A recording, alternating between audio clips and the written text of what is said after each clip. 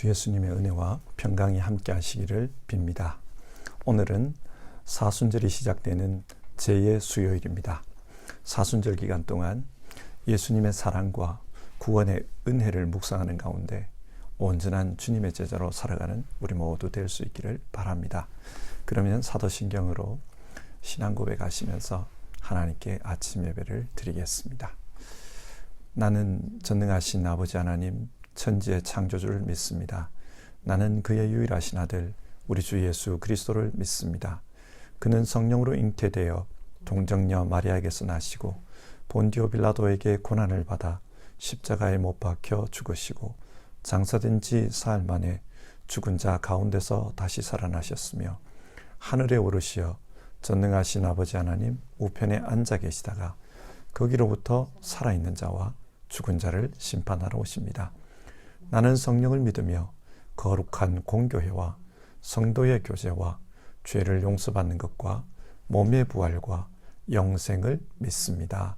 아멘. 오늘 읽으실 하나님의 말씀은 신명기 9장과 10장의 말씀입니다. 그러나 이 시간에는 신명기 10장 12절부터 16절까지의 말씀만 읽도록 하겠습니다. 10장 12절에서 16절입니다. 이스라엘 자손 여러분, 지금 주 당신들의 하나님이 당신들에게 원하시는 것이 무엇인지 아십니까?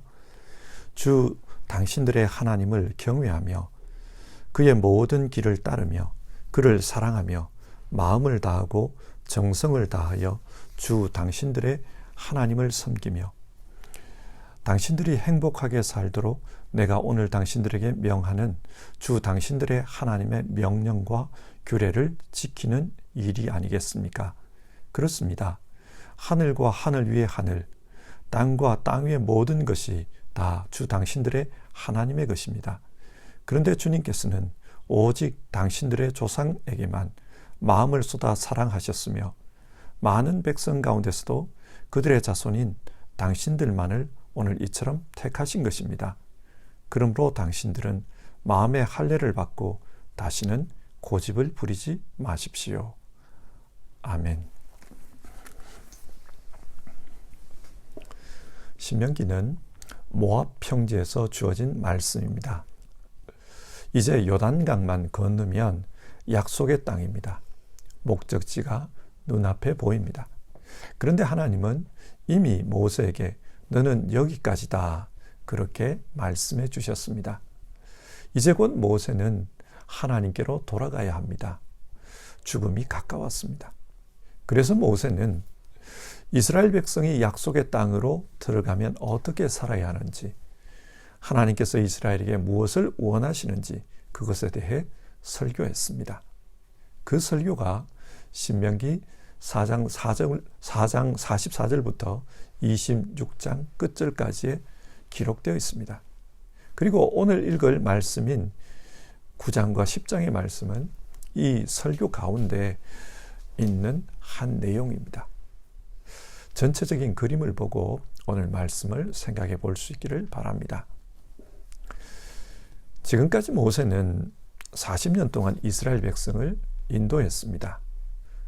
지금 우리 시대로 말하면 광야 교회에서 40년간 목회를 한 것입니다. 이제 자신은 떠나야 합니다. 그래서 마지막 유언 같은 설교를 성도들에게 하고 있는 겁니다. 하나님은 당신들에게 이런 것을 원하십니다. 앞으로 이렇게 살아가십시오. 오늘 이 말씀을 읽으며 하나님께서 우리에게는 무엇을 원하실까? 그것을 생각하는 가운데 하나님의 음성을 들을 수 있었으면 좋겠습니다. 여러분, 하나님께서 이스라엘 백성에게 약속의 땅에 들어가면 어떻게 살라고 하십니까? 전체적으로 보면 하나님의 말씀에 순종하며 살라고 합니다. 그래야 행복한 삶을 살 수 있습니다. 그런데 순종의 삶을 살기 위해서는 어떻게 해야 할까요? 첫 번째로 9장 1절에서 10장 11절 겸손하라고 합니다. 모세는 이스라엘 백성에게 반드시 약속의 땅을 차지할 것이다. 그렇게 말합니다. 이렇게 말하는 근거가 무엇인가? 9장 3절, 하나님께서 맹렬한 불이 되셔서 이스라엘보다 앞서 가실 것입니다. 그리고 가나안 원주민들을 몰아내실 것입니다. 하나님께서 그들과 싸우실 것입니다. 그렇기 때문에 약속의 땅이 주어지는 것은 틀림없는 사실입니다. 그러면 그때 어떻게 해야 합니까? 9장 4절인데요. 주 당신들의 하나님이 그들을 당신들 앞에서 내쫓으신 다음에 행여 내가 착하기 때문에 주님께서 나를 이끌어들여 이 땅을 차지하게 하셨다고 생각하지 마십시오. 자신들이 착하기 때문에 약속의 땅을 차지할 수 있었다. 그렇게 생각하지 말라고 합니다. 한국 속담에 잘되면 내 탓이고 잘못되면 부모 탓이다. 그런 말이 있지 않습니까? 그처럼 사람은 결과가 좋으면 다 자기가 잘해서 그렇게 됐다고 생각합니다. 그런 생각을 하다 보면 나도 모르게 교만해집니다. 내가 잘나서 이렇게 잘 되었다.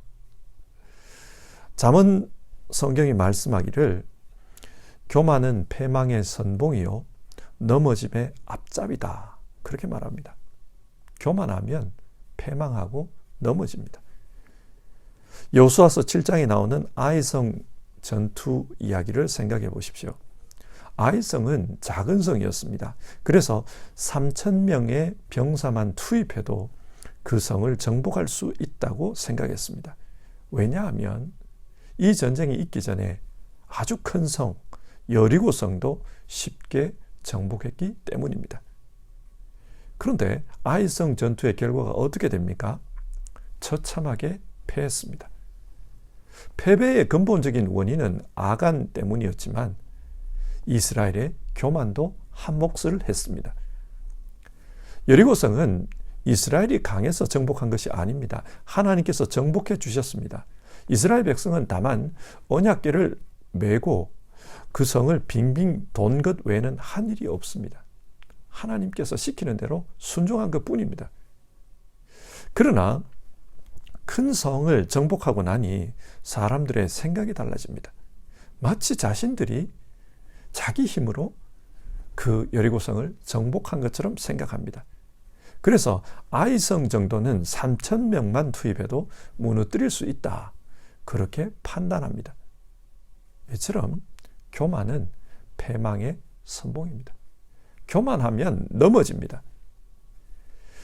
그래서 모세는 하나님께서 가나안 땅을 주신 이유를 이렇게 생각하라고 합니다. 4절 끝부분인데요. 주님께서 이 민족을 당신들 앞에서 내쫓으신 것은 그들이 악하기 때문입니다. 이스라엘이 착하기 때문에 이 성을 차지한 것이 아니라 가나안 사람들이 악하기 때문에 이 성을 차지할 수 있었다는 것입니다. 한마디로 어부지리로 얻은 것입니다.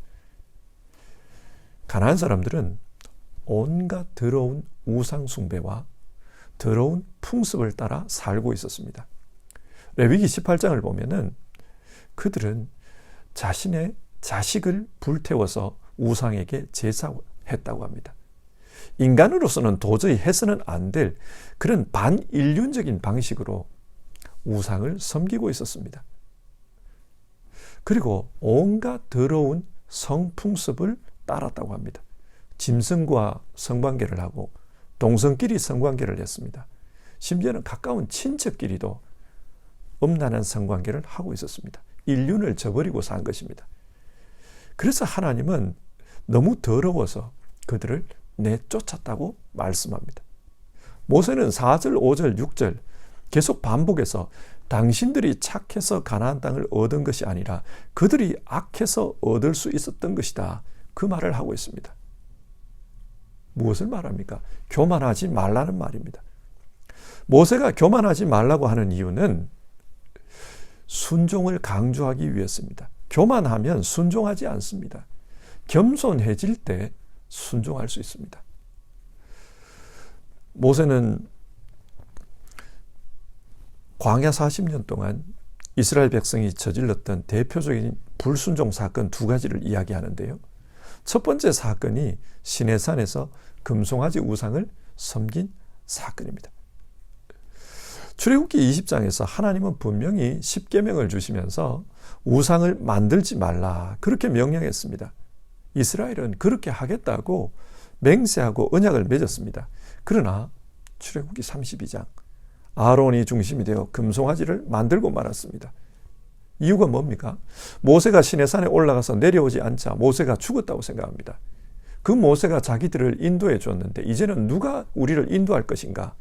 그래서 금송아지를 만든 것입니다.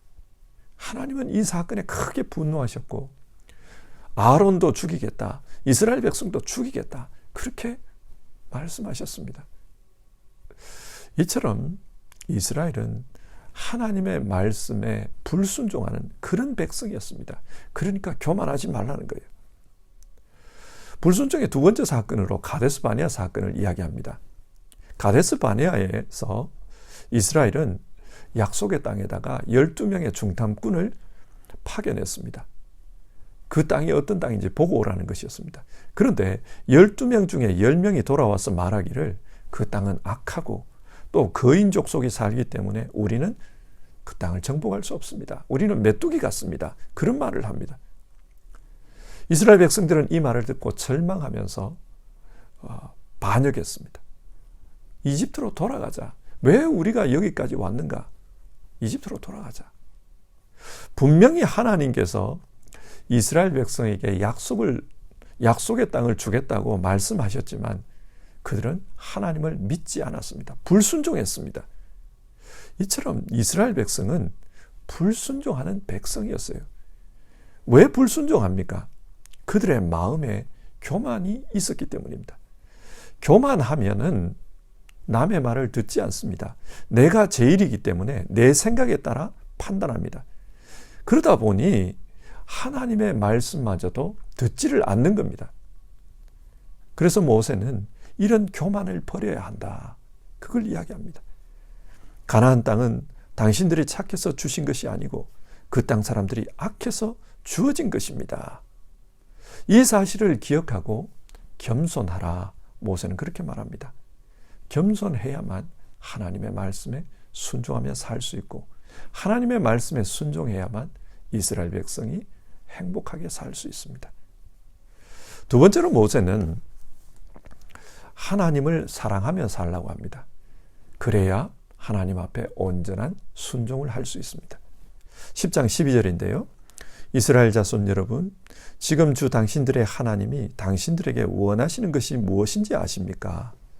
모세는 이스라엘 백성에게 아주 중요한 질문을 던졌습니다. 하나님이 무엇을 원하시는가? 정답이 무엇입니까? 계속해서 12절을 보시면 주 당신들의 하나님을 경외하며 그의 모든 길을 따르며 그를 사랑하며 마음을 다하고 정성을 다하여 주 당신들의 하나님을 섬기며 당신들이 행복하게 살도록 내가 오늘 당신들에게 명하는 주 당신들의 하나님의 명령과 규례를 지키는 것이 아니겠습니까? 요약해서 말하면 하나님을 경외하라고 합니다. 하나님을 경외하는 방법은 하나님께서 주신 말씀을 온전하게 지키는 것입니다. 그런데 이 말씀을 어떤 태도로 지켜야 하는가? 하나님을 사랑하고 마음과 정성을 다해서 섬기라고 합니다. 하나님을 사랑하는 마음이 있어야 하나님의 말씀을 온전하게 순종할 수 있습니다. 하나님을 사랑하는 마음이 없으면 하나님 앞에 순종하는 것이 부담스럽게 느껴질 수 있습니다. 그저 기계적으로 그 말씀을 지키려고 합니다. 어떤 책에서 읽은 이야기입니다. 어떤 목사님이 한 교회에 담임 목사로 부임하게 되었습니다. 그 교회에 부임하고 보니까 그 교회는 좀 특별한 전통이 있었어요. 예배 시간에 설교자도 그렇고 예배위원도 그렇고 다 흰 장갑을 끼더라는 것입니다. 왜 흰 장갑을 끼는가? 교회가 창립된 이래로 그 교회는 그렇게 하고 있다는 거예요. 근데 이 목사님이 설교를 하면서 성경책을 이렇게 넘겨야 되는데 장갑을 끼고 성경책을 넘기려고 하니까 잘 안 돼요. 너무 불편했습니다. 또 여름에 더운데 이 장갑까지 끼고 있으려니까 땀이 막 났어요. 짜증이 났던 겁니다. 그래서 한 번은 성경책을 넘기기 위해서 옆에 물컵을 갖다 놨어요. 장갑 때문에 성경책을 넘기기가 어려우니까 이 장갑을 끼고 물컵에다 손가락을 담아가지고 담궜다가 이 성경책을 넘긴 겁니다. 예배를 드리다가 그것을 본 장로님이 교인들에게 제안을 했어요. 이제는 이 전통을 없앱시다. 폐지합시다. 그래서 결국은 그 전통이 없어졌다고 합니다. 그런데 왜 이런 전통이 생겨났을까? 그게 궁금했어요. 왜 생겨났을까? 이 교회는 6.25 전쟁이 끝나고 개척된 교회였습니다. 그러니까 교인들이 다 어려운 상황이었죠. 그래서 많은 교인들이 시장에서 콩나물 팔고 생선 팔고 그렇게 장사하면서 사시는 분들이었습니다. 그런데 옛날에는 수요 예배 때에도 헌금을 드렸다고 합니다.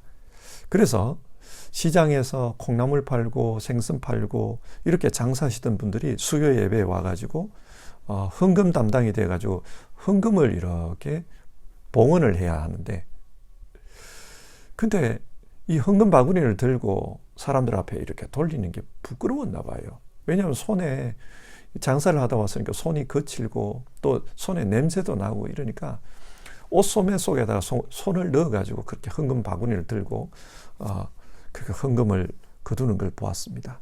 목사님이 그걸 보고 가슴이 아팠어요. 교인들이 저렇게 열심히 살다 이렇게 왔는데 부끄러운 마음이 들구나. 그래서 목사님이 우리 다음 주부터는 예배위원과 또 강단에서 올라오는 모든 사람들 또 헌금위원도 흰 장갑을 끼고 예배합시다. 원래 중요한 일들을 할 때 보면 장갑을 끼지 않습니까? 흰 장갑을 끼고 그렇게 합시다. 그렇게 말씀을 한 거예요. 이렇게 말씀한 이유는 교인들을 아끼고 배려하는 마음이었습니다.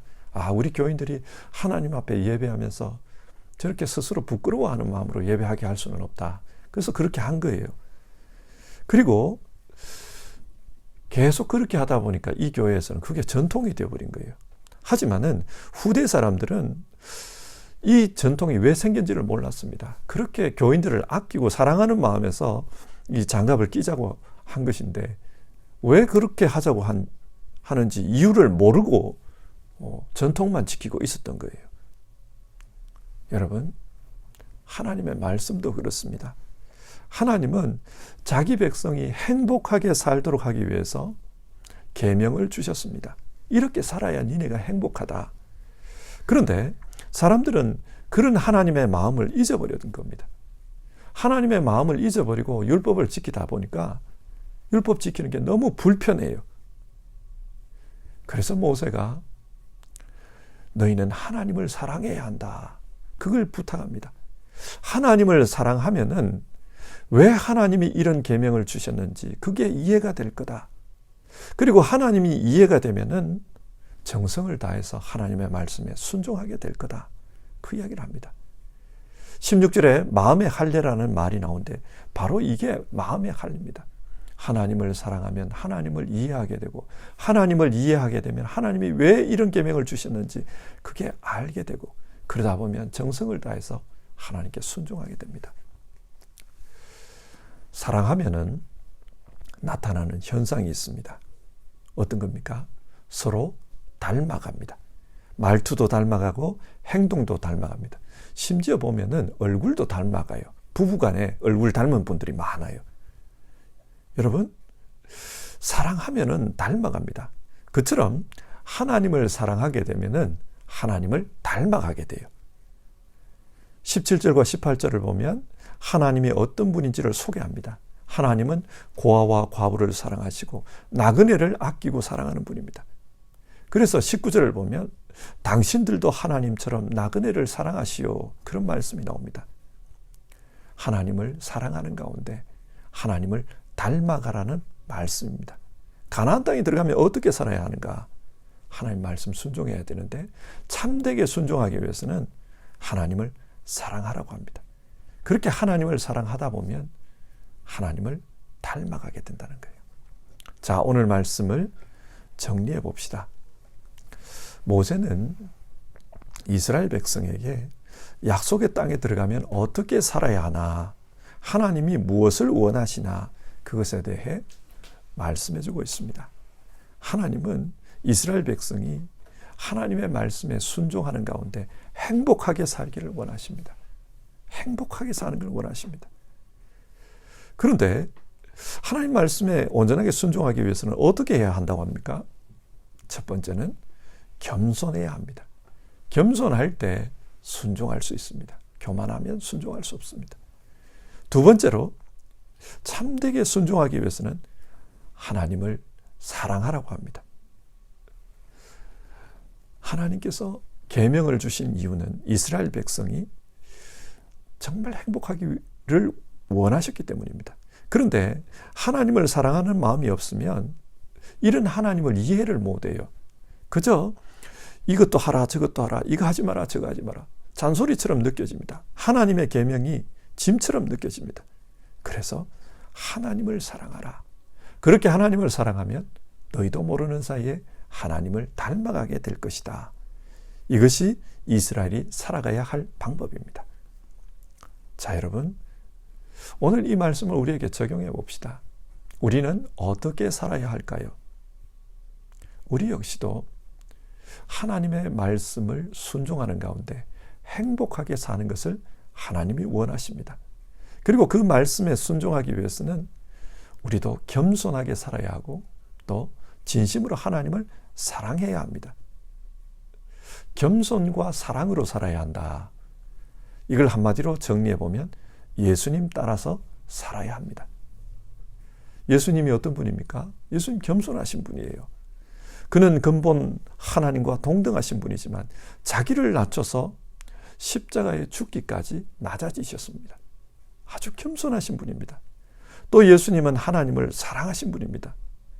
겟세마네 동산에서 기도하실 때 아버지여 내 뜻대로 마시고 아버지의 뜻대로 되기를 원합니다. 그렇게 기도했습니다. 하나님을 사랑해요.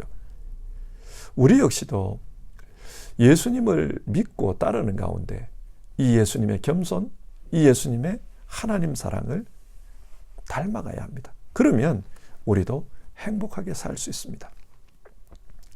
지금은 사순절이 시작되는 그런 시점입니다. 사순절은 예수님께서 우리를 어떻게 사랑하셨는지, 우리에게 어떤 희생을 통해 우리에게 구원을 주셨는지 그것을 생각하면서 우리도 예수님이 원하시는 대로 그렇게 살아가기를 힘쓰는 그런 절기입니다. 이 사순절을 시작하면서 어떻게 살아야 할까? 우리도 겸손과 사랑으로 살기를 바랍니다. 겸손하게 하나님을 섬기고 정말 진심으로 하나님 사랑하는 가운데 하나님 앞에 순종하며 사는 우리 모두 되었으면 좋겠습니다. 한마디로 예수님 따라 삽시다. 예수님 따라 사는 가운데 정말 하나님께서 약속하신 그런 행복을 다 누리시는 우리 모두 되었으면 좋겠습니다. 그래서 이 아침에 찬송하는 가운데 예수님 따라 살겠습니다. 예수님처럼 겸손하게 살겠습니다. 예수님처럼 하나님 사랑하며 살겠습니다. 우리가 그것을 함께 기도해 봅시다. 찬송가 314장입니다. 내 구주 예수를 더욱 사랑. 우리 1절 부르고요. 같이 기도하겠습니다.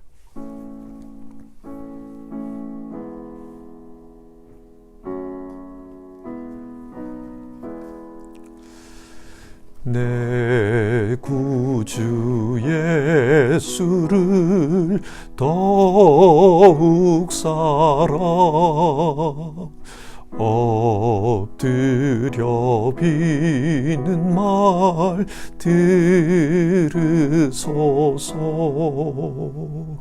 내 진정 소원이 내 구주 예수를 더욱 사랑 더욱 사랑. 오늘 말씀을 생각하면서 우리 같이 기도해 봅시다. 하나님은 우리 모두가 행복하게 살기를 원합니다. 그래서 우리에게 성경 말씀을 주셨습니다. 하나님 말씀을 지키는 가운데, 순종하는 가운데 행복하게 살기를 원합니다. 근데 어떻게 해야 하나님 말씀에 순종할 수 있다고 했습니까? 겸손하게 살아야 합니다.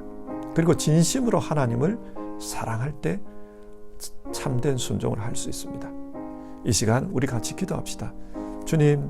주님께서 우리를 구원하기 위해서 희생하신 것을 정말 마음으로 묵상하는 이 사순절입니다. 우리 모두 겸손의 왕으로 오신 예수님, 하나님 사랑의 섬김을 보여주신 예수님, 그 예수님 따라 살 수 있게 도와주시옵소서. 이 사순절 동안 예수님 사랑하며 예수님 따라 사는 우리 모두 되기를 원합니다. 주님 도와주시옵소서. 그렇게 기도해 봅시다. 사랑 많으신 하나님 아버지,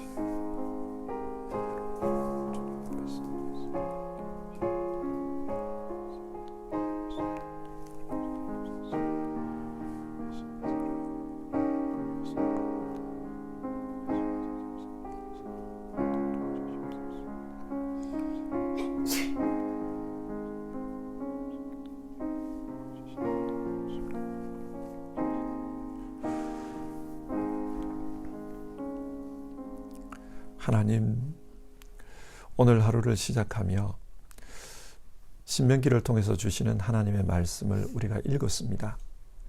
하나님은 우리 모두가 이 땅에서 또 하나님 나라 백성으로서 행복하게 살아가기를 원하신다. 그렇게 말씀 나눴습니다.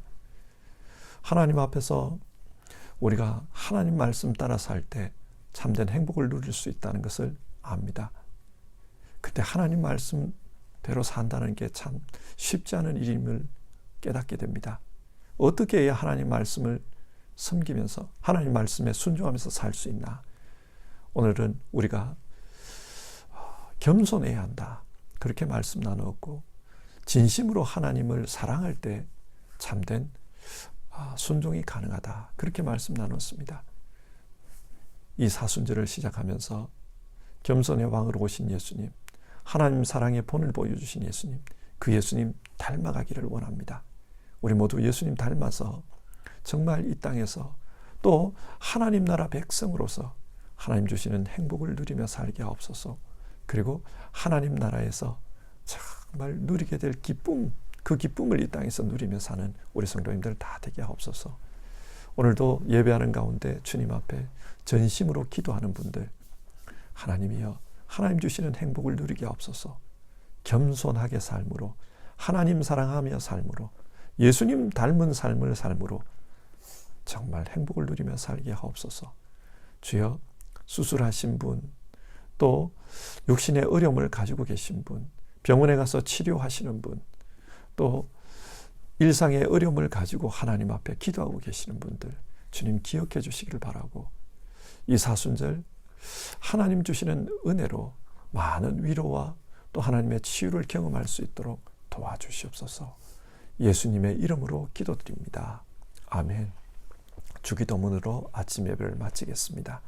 하늘에 계신 우리 아버지, 아버지의 이름을 거룩하게 하시며 아버지의 나라가 오게 하시며 아버지의 뜻이 하늘에서와 같이 땅에서도 이루어지게 하소서.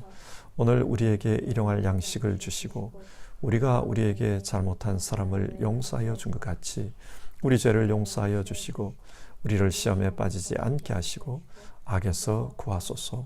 나라와 권능과 영광이 영원히 아버지의 것입니다. 아멘.